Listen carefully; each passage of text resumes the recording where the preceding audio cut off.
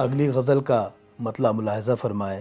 عرض کیا ہے کہ معاملہ تو محبت کا تھا، نفاق کا تھا۔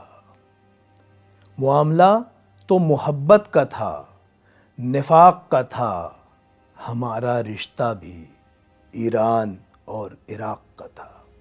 معاملہ تو محبت کا تھا، نفاق کا تھا، ہمارا رشتہ بھی ایران اور عراق کا تھا۔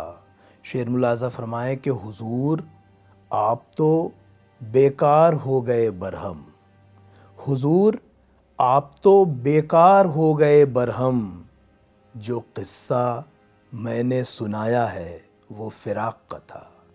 حضور آپ تو بیکار ہو گئے برہم، جو قصہ میں نے سنایا ہے وہ فراق کا تھا۔ شعر ملاحظہ فرمائیں کہ تو جائیداد سے بے دخل کر دیا سب نے، تو جائیداد سے بے دخل کر دیا سب نے، دلیل دی گئی یہ سلسلہ تو آق کا تھا۔